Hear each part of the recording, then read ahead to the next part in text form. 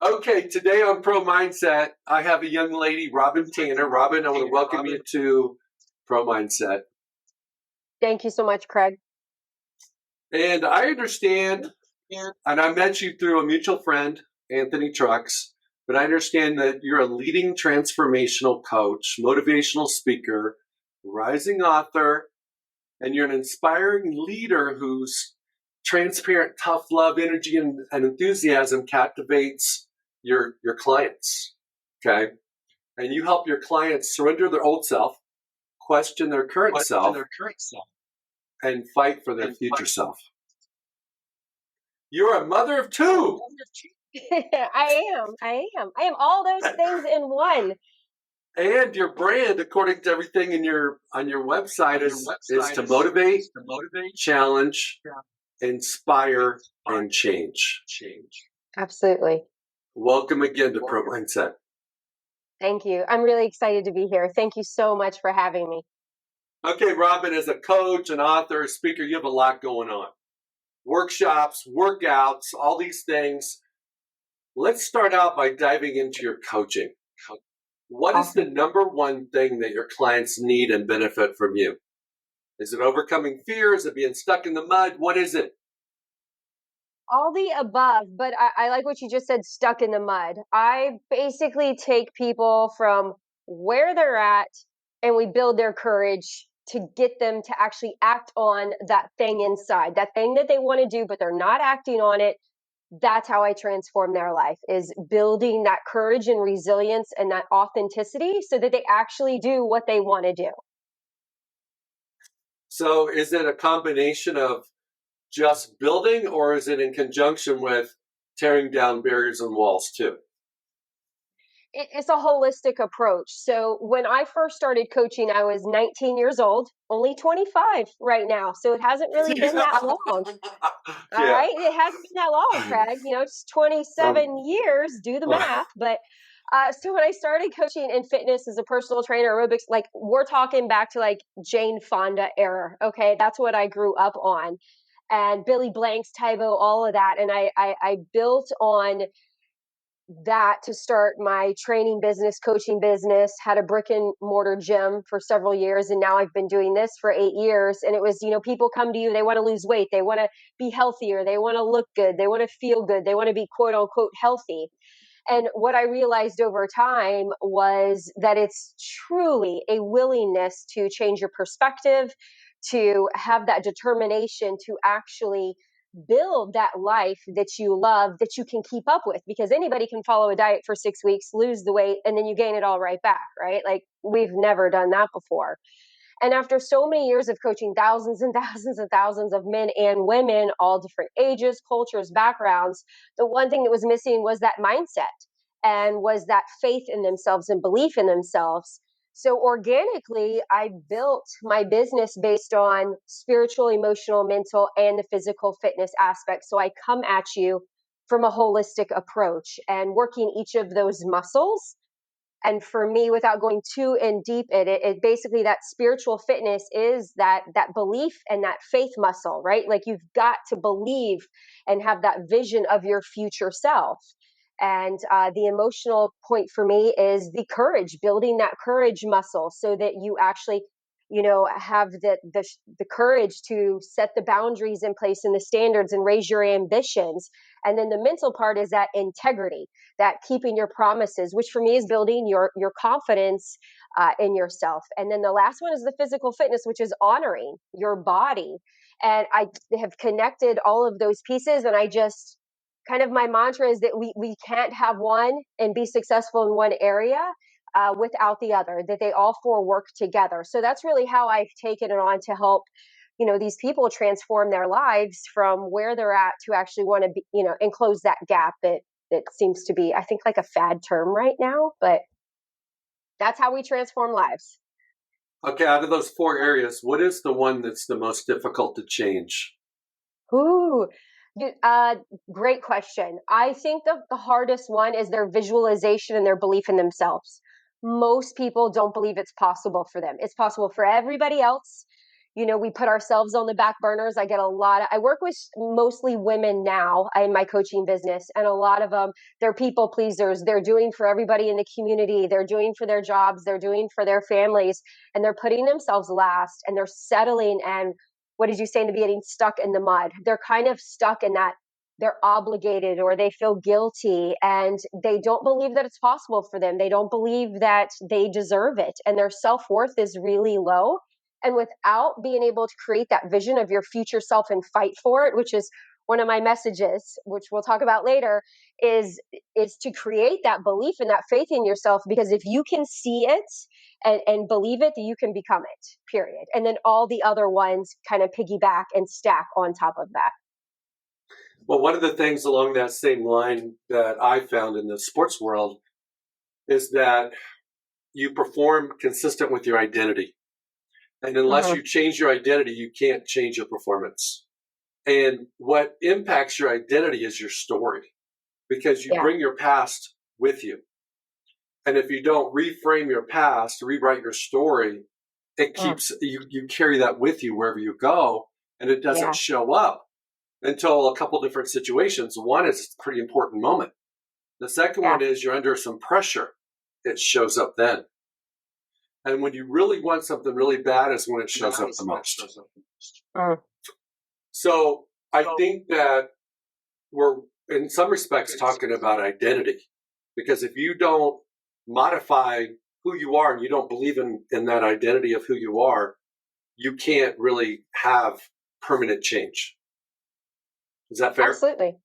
Oh yeah, absolutely. Hands down. It's one of the biggest struggles. I had a client last week, in fact, and we're still struggling, 5 months in, for her to create and really just identify with that future person that she wants to become. We all say we want to be successful and we want to be healthy and we want freedom, but a lot of times people can't define it. And how are you supposed to align with something that you can't even define? We don't know what we're chasing. We don't know what we're after.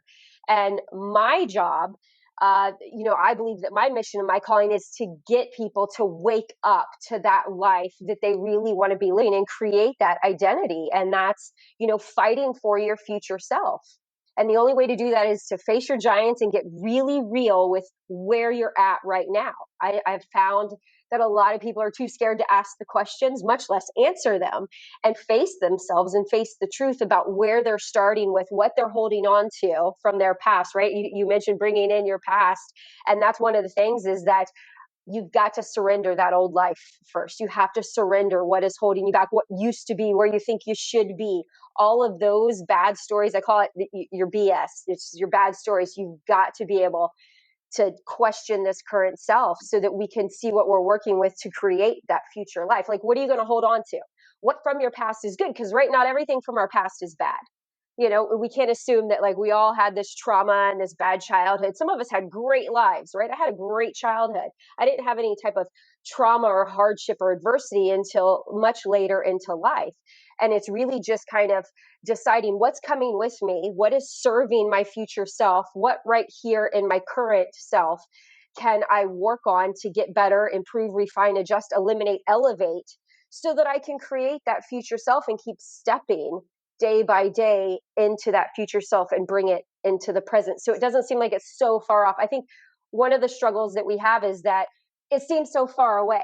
That life that we want, that body that we want, that success, in our careers that we want, that financial freedom we want, that, traveling, or whatever it is for people, their definition of it, it feels like it's far away. And I'm trying to get people to realize it's not as far away as you think. And you can actually live both lives at the same time. Like, there's a lot of maybe parents, I've got 2 small kids, if you're going to wait for the kids to go to college, you're going to wait for them to move out, you're going to wait, there comes one coming down the stairs. So you can't make this up.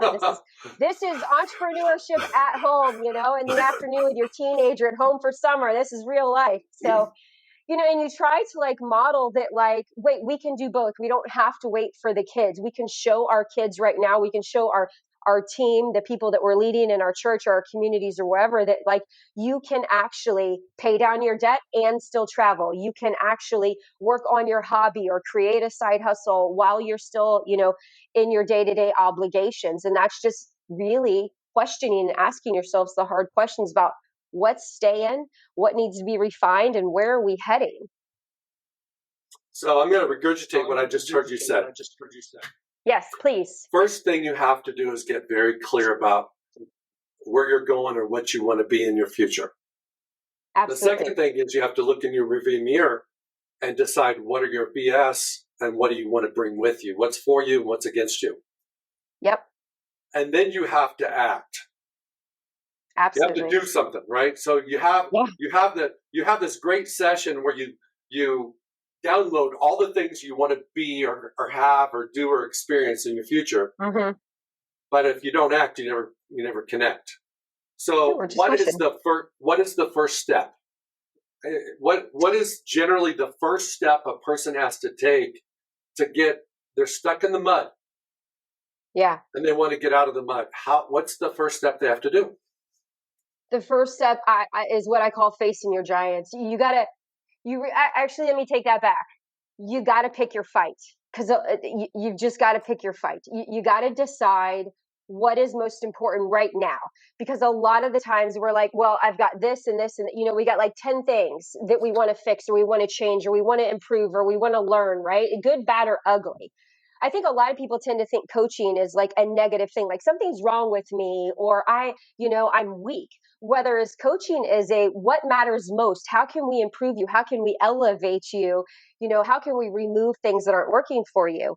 But the first thing is to decide, what are we going to work on right now? What is most important to you? What are your values? What's your priority? What is it for you? And then we're going to work on that battle one step at a time.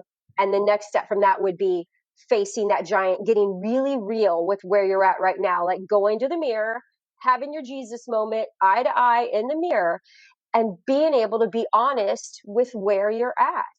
And that's where I think people get stuck, because they don't want to know the answers, because it usually means we have to let go of something we're holding on to, even if it's fear or complacency, and even if it's a place of pain, because it's familiar. And familiar is easy. It's really easy living a lie. It really is. I did it for several years. I don't ever want to go back to that life. It's really easy to live a lie and kid yourself. So first step, pick your battle. Second step, face that giant. And the third step, related to you've done the first two steps. What's the next step? Uh-huh. I know it's case by case, but what is it? Is it Monday morning? Is it what does that look like? Next step is going to be is creating that rhythm. I call it, somebody's going to call it a schedule or whatever, your calendar, but for me it's a rhythm that you can do and keep up with, that you can be flexible with, that you're not like boxed in by it, you're not limited by it, but that it serves your future self. And that involves the things that you're working on, that future self life, while you're still doing your current day-to-day responsibilities. Not because, right, we're parents, we've got jobs, we've got, some of us don't even have dreams and we're trying to create them. But that next step, third step, is really trying to get what's my schedule going to look like? When am I going to work out? When am I going to study? When am I going to do personal development? Do I need to go to coaching or counseling or therapy? Because those are real life things that we just don't plan for.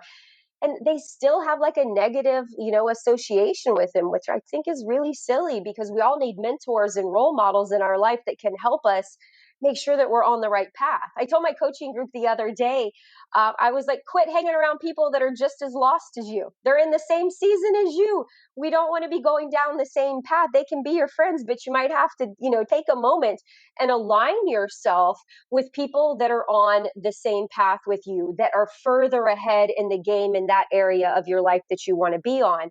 And I think that's an important step that we miss, because it's unfamiliar and it's scary and it's very uncomfortable to step outside your comfort zone. But that's where you start to take the action and follow through. And then to piggyback on that is, you got to check it every week. I say in personal training, I used to always say, check yourself so you don't wreck yourself. You've done that a lot in sports, where is your body in proper alignment? Are you getting rest? Are you nourishing yourself with the right food so that you have the right energy?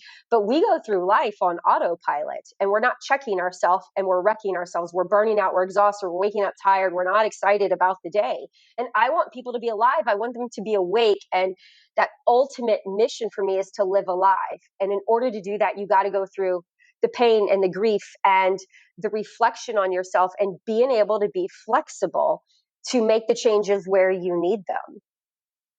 Okay, so in athletics, most people that play sports are younger.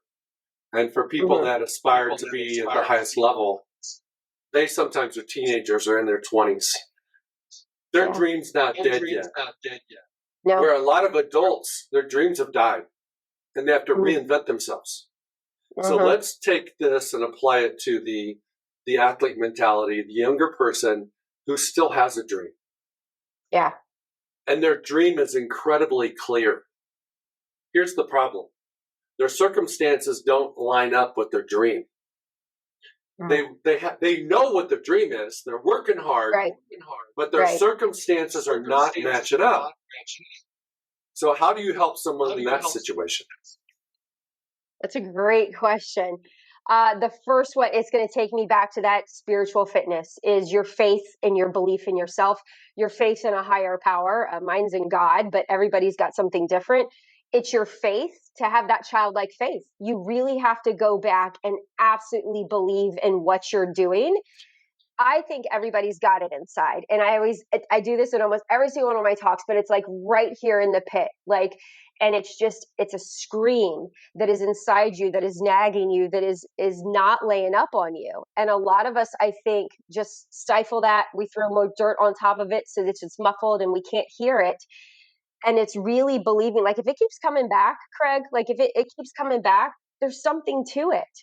And it's the fact that we're not acting on it because we don't believe it's possible for us. So I do a series of, I'm a coach that questions you a lot. I'm a very transparent coach. I'm like the Gordon Ramsay coach. I'm like in your face, and I don't want to sugarcoat anything, but you don't ask. My book is filled with questions. And if you don't answer them, you're never going to really get to that empowered or even enlightened state that it is possible for you. So I would say, like, number one is your faith and belief in yourself. And the way to get that, if you don't have it, would be to recall on past times in your life when you were a child or you were a teenager or you were in college or the last job you had where you achieved, one of those wins. And, you got to keep them in your back pocket so that you can recall on that or remember, what did you do then? How did you overcome it? What did you do to be successful? What was your rhythm? What was your mindset? What was your perspective on it? Because life happens to us as adults and then it keeps happening and happening and happening. I think we just use that as a crutch to actually not. I think there's probably actually a lot more people out there that do believe. They either don't know how or they're caught up in the why. And then they're tired. Well, let's shift to the mainstream out of athletics. I would say that the majority of people, working Americans, aren't doing their plan A. Yeah. This is when they were 10 years old, they did not dream about doing what they're doing now. I mean, it doesn't matter if it's a banker, real estate person. It doesn't matter, salesperson of some nature. Yeah. That's not what they dreamed they would be doing. And so I think a lot of people struggle with the idea that I'm not really getting to live the life that I thought I was going to live. Right. Right? And so then they go through an identity crisis of sorts because this is not what I signed up for. There's a lot of people that get married and after 5, 10, 15, 20 years go, this is not what I signed up for. This is not what I was hoping for. This is not what I was expecting him or her to do or be. How do people reconcile that? Well, I think it's a choice. And that's something hard that most people don't want to hear. It's a choice. Life is full of choices. And, and it's a split second. Like before we go to eat something that we know that we shouldn't eat, it's a split second where we can choose something healthy or we can choose junk food. It's a split second to hit snooze. It's a split second to like wake up and get up and do it. We're allowing our feelings to really get in the way of our dreams. And it's not that they can't have that life. They're choosing not to have it. I believe that wholeheartedly. I've struggled with a lot of adversity in my life. I was left for dead. I have a lot of things going on beneath the surface, but I look perfectly fine. I look perfectly healthy. You would never know that there's something on the inside of me that I fight every single day. And there's so many people out there fighting things whether it's their physical health or it's the relationship that they didn't think or the job that they're in that is not, they don't feel like they're contributing or serving or impacting or they're not challenged or motivated, whatever it might be. And we hide in plain sight.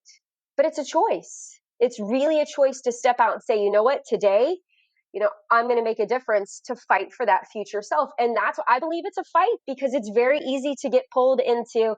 It's easier to sit here on the couch and watch Netflix. It's easier to stay in the marriage and not confront and communicate and really be open and vulnerable and stand there and talk about, hey, these are my dreams. These are, my wishes. And we have all these unmet expectations because we can't communicate. We're too scared to communicate.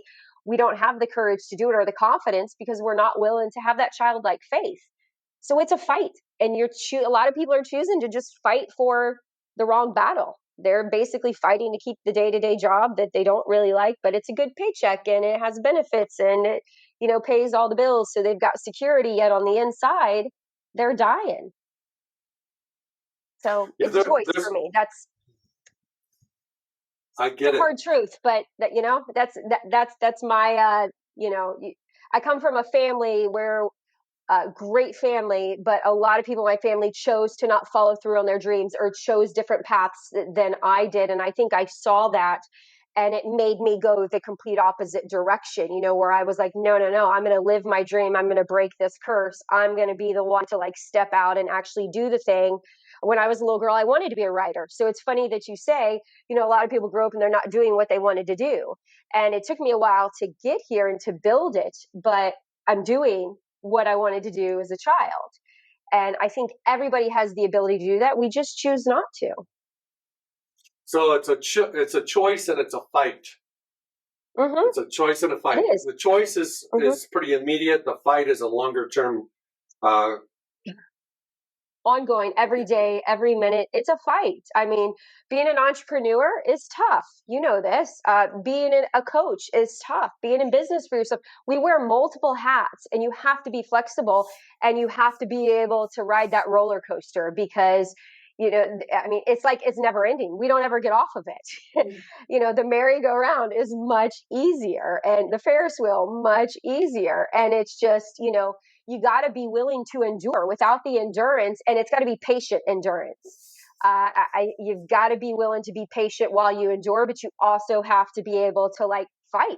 And because there's days where, Craig, I'm like, you know what they say about struggling artists is true, right? I'm just going to go it'd be easier for me to go get a 9-to-5 job and I get paid every single 2 weeks and I have benefits and I don't have to worry anything, but I'm psychologically unemployable. There's no way I could go build somebody else's dream when I have dreams of my own. But that is my choice and my mentality. And the people that come to me, they have that inside them. And it's stirring. They're just not quite sure how to take action on it. And that's what I help them do. That's prophetic what you said, Robyn, about I couldn't spend my time helping somebody else build their dream. Because if you're an entrepreneur, that's exactly what you do is you build your own dream. So let's segue into talking about your book. But we're also going to talk about you, but we're going to talk about your book first. And it's titled The Machete Mentality, and it's fighting for your future self. Why did you write the book? What is the message and how does it help people? Awesome. Great question. So I wrote the book because I was writing another book at the time and it wasn't getting done.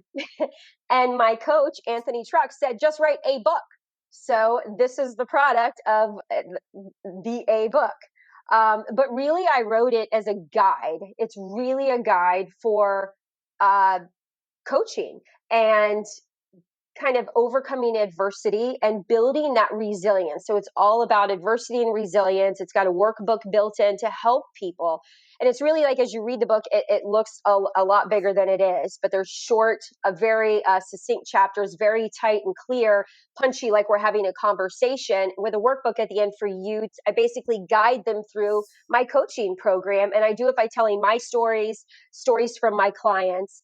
But the machete mentality for me means we're going to find a way, we're going to make a way, we're going to create our own path. And it literally is, if you're imagining in your head right now, taking a machete through the woods, through the forest and creating your own path because there isn't one for you right now. that is the vision I want to give my audience, my clients, my readers, is that you can create your own path. It's going to take some elbow grease and some duct tape and zip ties, and you're going to get your fingernails dirty. But it is totally possible for you to create your own path. And that's where it came from. That was the vision that I tried to give my clients when they were trying to lose weight and they were struggling with, relationship with food. When then they started bringing to me their problems with relationships at home, and all of it was just like a melting pot for, wow, this is that spiritual, emotional, mental, and physical fitness all tied together. So that's what started the book. And then that fight for your future self really stemmed from me, one of my own personal stories where I was left for dead and I almost died. Okay, so I can't not ask you about that. So tell me about being left for dead and you almost died. Well, I think I'm on my 10-year anniversary of it, but I was in the best shape of my life, like the crazy marathon runner, tough mudder, CrossFit. I had both of my kids and they were like 3 and 5 at the time. And life was just awesome. And I got really sick all of a sudden, and where I could not walk. And one night I couldn't walk. And I looked completely fine on the outside and went to the emergency room, and they sent me home and pumped me full of, all the medicine they do when you go to the hospital. And 2, 3 days later, I was back. This went on for about 6 weeks. I had to teach myself how to fight and question authority because they kept telling me everything was fine. There was nothing wrong with me. I went to 9 different doctors, and I was literally dying on the inside from a rare infection, and they missed it. They sent me home with a white blood cell count that was 4 times what it was supposed to be, which it was through the roof, and human error basically missed it.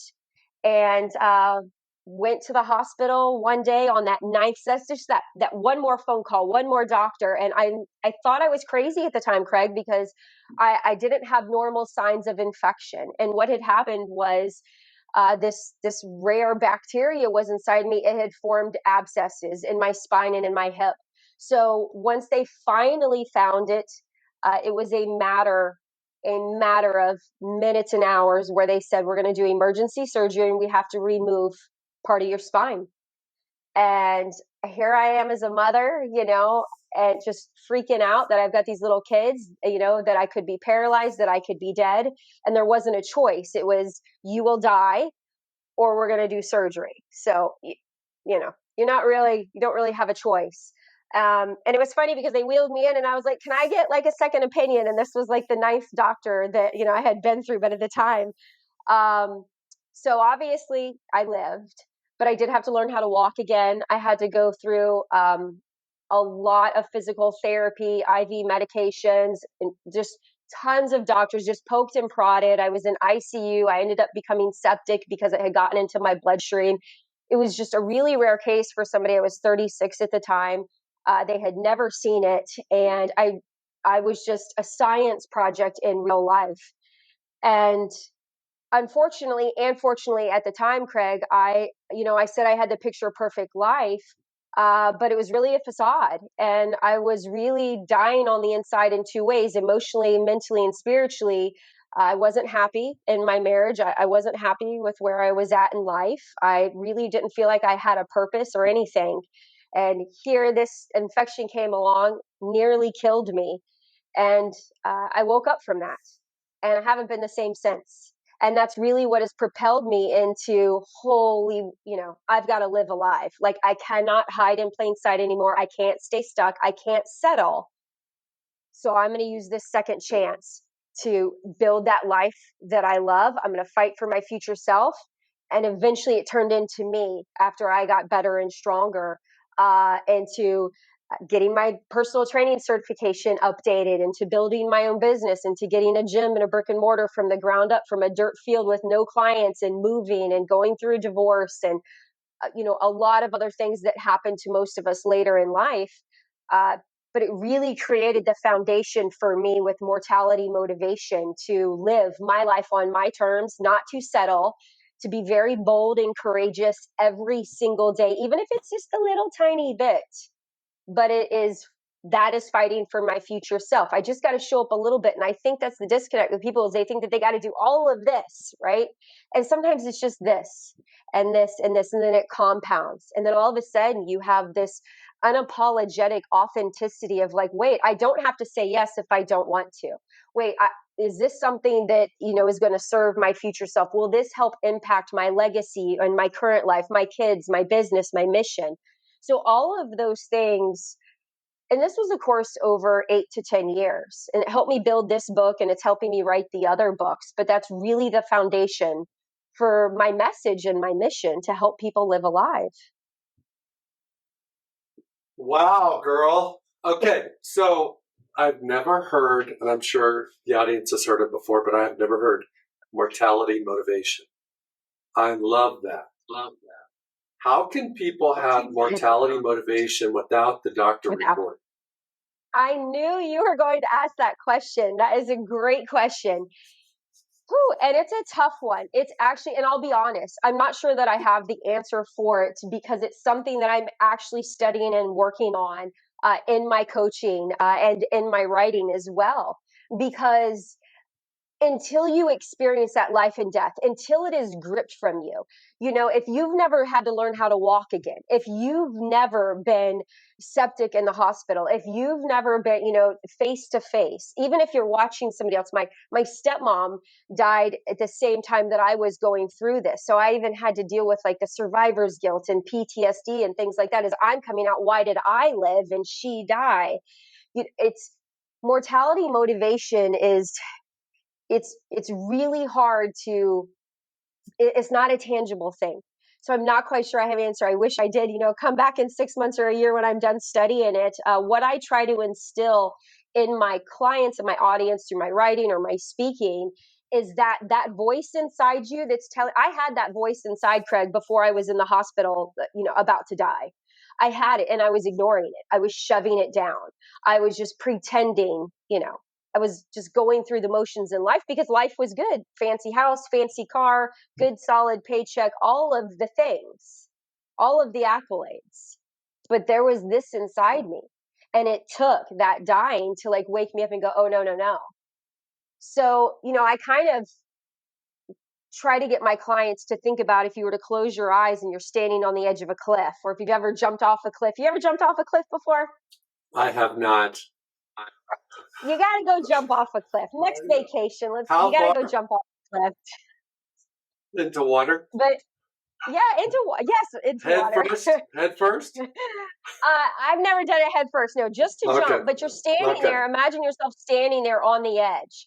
And it's also like that break from, but when you jump, the exhilarating feeling of the water is amazing. And anybody that's listening to this right now and watching it, what I'm talking about. It might be some people could experience it with skydiving, or they're risk takers, or they're scuba divers. I've done scuba diving and jumping into the night, doing night water swims with sharks. Like you become a little bit more, just a little riskier, a little more adventurous, a little more spontaneous. And it's not to be careless with your life, just that you want to experience that I'm alive. And that sometimes is feeling pain, and it's sometimes the pleasure part. But mortality motivation is, I would attach yourself to somebody, if that's the best way to feel it, is to get into a group or attach yourself to somebody who has that, so that you can be inspired by the way that they live. Because I just don't know that it's something that we can transfer other than my energy. Is that I'm not going to sit around and wait for life to pass me by. I'm not going to wait for my kids to go to college. They're 14, 13, 15. They're at that teenage years where you're not quite sure how old your kids are anymore. Anybody else out there like that? I'm not going to put my life on hold. So I think the best thing would be to associate yourself with somebody who is living a life like that, because I think it's extremely inspiring. 2 or 3 of my role models and mentors have had this mortality motivation. So it's not a term at all that I have coined. It's definitely a thing. Well, in listening to you, the thing that comes to my mind is that, and this is a spiritual perspective, Mm-hmm. It's when you're living your truth. It's when you're living God's purpose for your life. God put you on this planet for a reason. At this Yeah. time and place, to be born to the parents that you're born to have the kids you have, to be stationed where you at. Everything is designed. Yeah. And when you're living in God's purpose, you really are in the zone of mortality motivation, because Mm-hmm. you've cut out all the BS. You're Mm-hmm. living for a purpose. So I think Yeah. it's getting, so like, for example, we talked about earlier, getting real clear about your dreams, getting real Absolutely. clear about your future self. Mm-hmm. Well, mortality motivation is just a 1 degree off from that. From the standpoint, it's getting real clear on what your purpose is. Mm-hmm. Because And when you're living in your purpose, you're not scared of, you don't have the fear no, that you have when you don't. mm-mm, And you're none not waiting. whatsoever. You Yeah. don't wait. And I think that's key. You don't wait. You just don't. It's okay, because when you have the faith that, like, if it was my time, it was my time, I wouldn't be here. So that I know. So the fear of that is removed.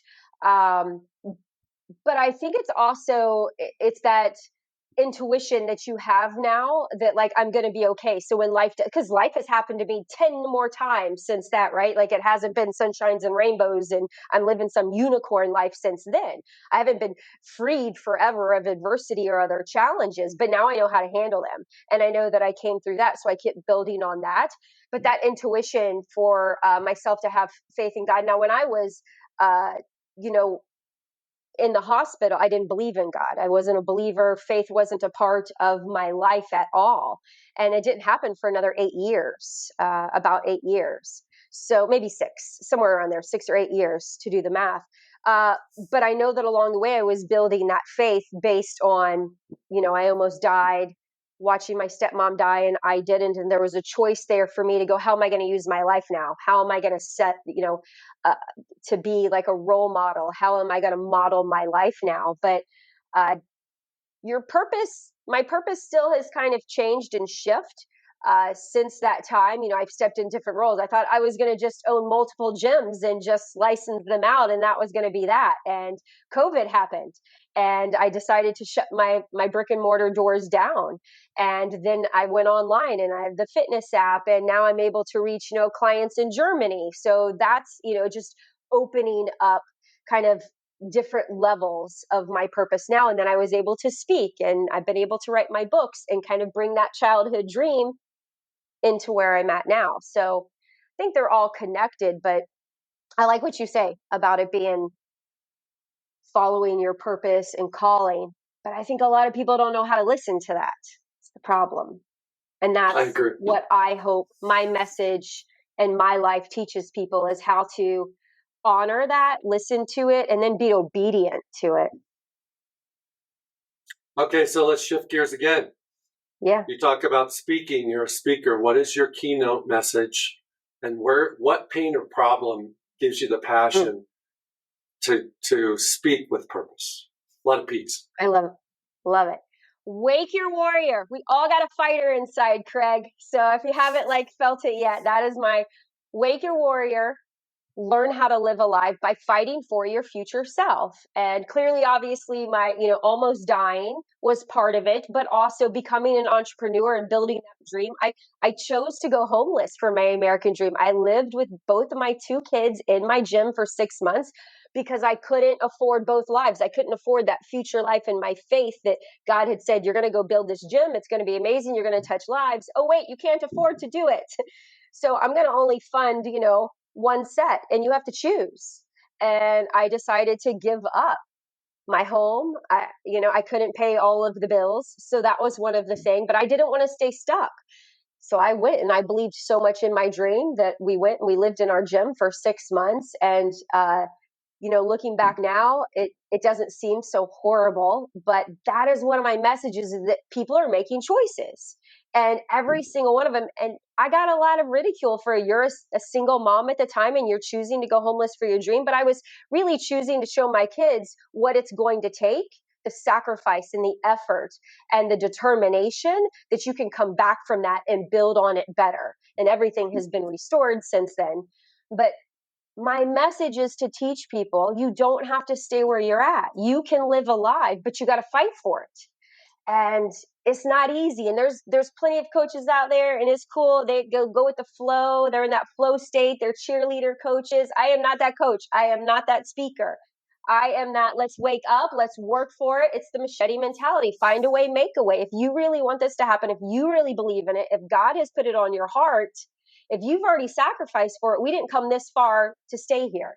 Let's keep going. Let's find a way to keep going. And that goes with, let's pick our battle. Which battle are we going to fight first?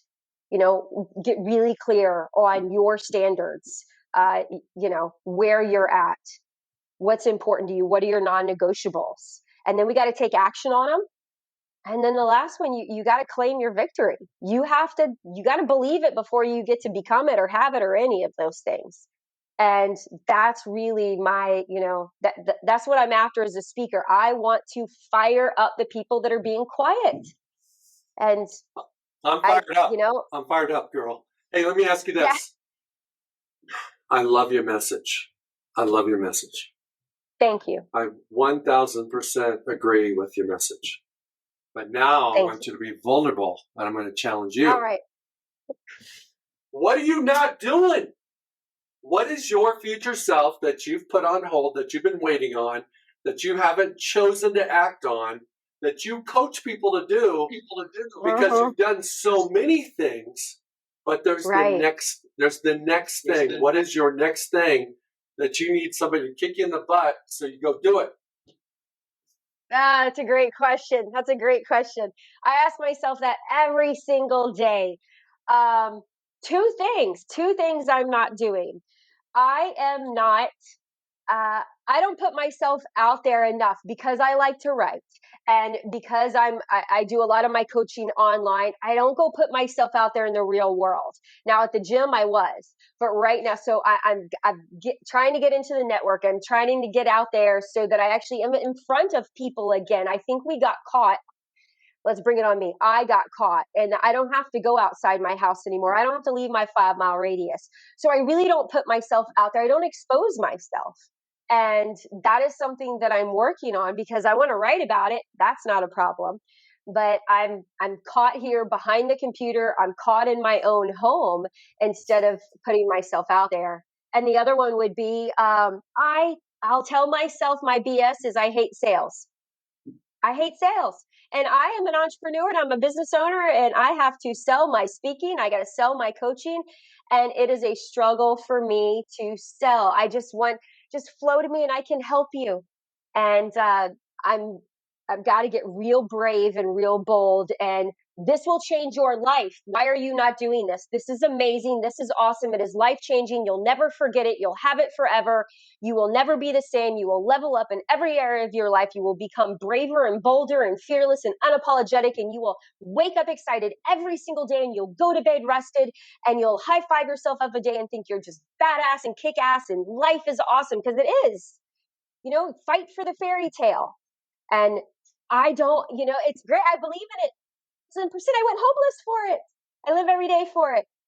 But the exchange of, hey, pay me for my services has been a struggle for me. And that is something I have never said out loud on air before. So thanks, Craig. You said it. I've got this poem I was looking up on my phone that I'm going to read because I think it applies to what you were talking about. So bear with me here. There is a vitality in life, in a life force, an energy, an awakening that is translated through you into action. Because there's only one of you in all of time, this expression is unique.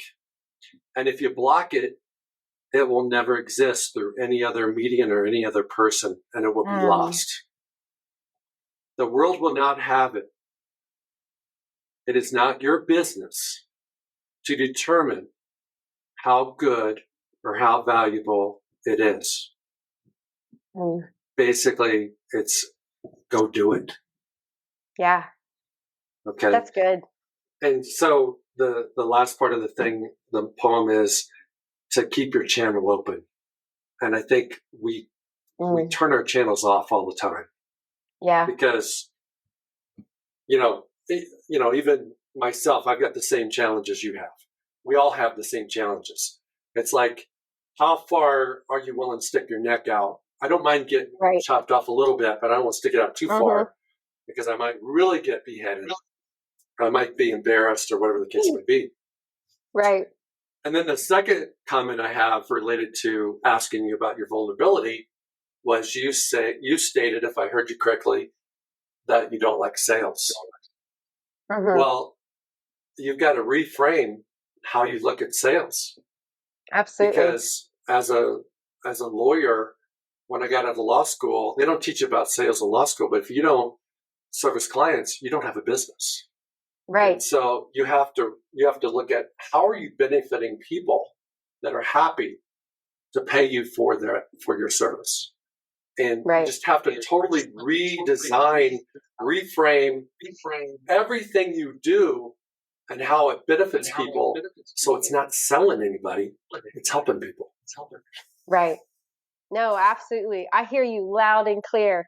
And that's in my head.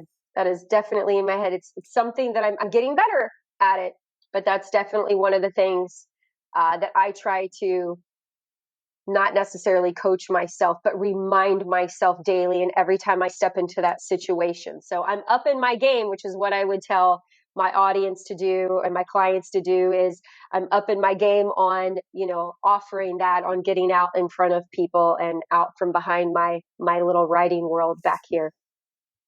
Okay. So this is my final question. That was a doozy that you just gave me, and now you're going to give me a final one on top of that. Easy. Okay. This one's easy. This one's easy. Okay. Yeah. All right. Okay. What would you like to share that I haven't asked you about that the world needs to hear? That is possible. That I think, I said it earlier, the fight for the fairy tale. It is possible. And I mean that in the sense of, and I don't want to dial in just on women, because men I know feel this way too. I've had the conversations with my husband and former men clients, but that we can actually build that life that we love, where we serve people and we earn a living and we have an income that is based upon our impact and our influence, that is from the heart, that is good. And then we can have the happy marriage that is still adventurous and still as fun as it was when we first started dating. That you can have the healthy body and the clothes fit, and you go to the doctor and you get the good, clean bill of health. You can travel and you can, still save money for retirement or pay down your debts. That you can do both at the same time. That it's possible to create that life, and you don't have to wait. You fight for the fairy tale, and that's something that I'm living, and to be satisfied in the now, but to keep striving for the future, so that you're not caught up and you're not there yet. We're so attached to these outcomes, but that you're in the process and you're attached to your effort and your energy. And I think that's something really important, and that's fighting for the fairy tale for me. It's I love my life. God has blessed me. It has been hard, and I've overcome a lot of things, but I have seen it be restored, reinvented, and rebuilt multiple times. Complete bankruptcy, devastation in all areas of your life, and then just built back on a stronger foundation each time. And I believe that's because I fight for my future self. So that is my hope, is to help people believe that it's possible. That is fantastic. Holy smokes, Robyn. Thank you for being on Pro Mindset today. Yeah. I really enjoyed our conversation. Where can people find you? People can find me at Facebook and Instagram. I am Robyn Tanner Coaching. So at Robyn Tanner Coaching, and it's Robyn with a Y. I had to be a little unique there. So it's ROBYN Tanner Coaching. My website is robyntanner.com. You can get my book, The Machete Mentality, on Amazon. It is awesome. Those are my babies on the front. And it is by my former name, but Machete Mentality on Amazon.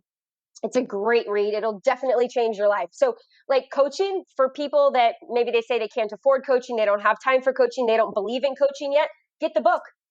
It'll coach you through life, and it's amazing. So, yeah, that's where they can find me. So hit me up.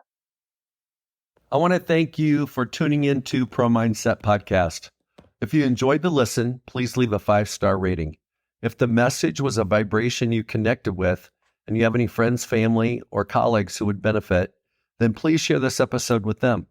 You can follow Pro Mindset Podcast on the following social media platforms: Instagram and YouTube, Pro Mindset Podcast; Twitter and Facebook, Pro Mindset Pod; LinkedIn, Pro Mindset. We will drop our shows, Pro Mindset Podcasts, every Wednesday morning, and we invite you to listen and subscribe. Also, don't hesitate to check out our archives to listen to previous shows. And finally, I encourage you to embrace a Pro Mindset truth from today's show.